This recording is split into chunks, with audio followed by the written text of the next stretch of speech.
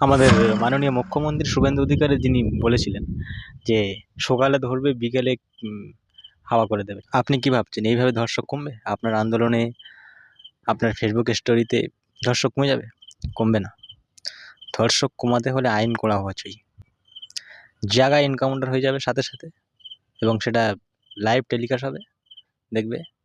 পরের দিনতে যে ধর্ষক বা ধর্ষণ করবে ভাবছে, তার 100 বার তার জান কাঁপবে, 100 বার। আইন এমন আনা উচিত, করা দূরের কথা, এমন আইন করা করতে হবে।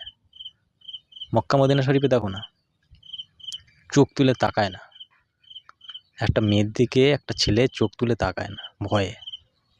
কেন? আইন কড়া।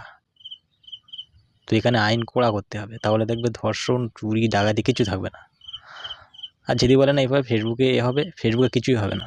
যে যার মতো বলবে, ওর টাকা আছে, ও ছাড় পেয়ে যাবে। আমাদের মাননীয় মুখ্যমন্ত্রী শুভেন্দু অধিকারী যিনি বলেছিলেন যে সকালে ধরবে বিকেলে হাওয়া করে দেবে, ঠিক এইভাবে যদি সকালে ধরে বিকেলে হাওয়া করে দেয় না, তাহলে ধর্ষণ করা দূরের কথা, ধর্ষণের কথা মুখে আনবে না। আমি বলবো শুভেন্দুবাবুকে, আপনি সকালে ধরে ওকে বিকেলে না, একেবারে সকালেই ধরে সকালে হাওয়া করে দিন, তাহলে দেখবে ওর মতন গর্ধব আর একটাও সৃষ্টি হবে না। ওর মতন গর্ধব আর একটাও আসবে না।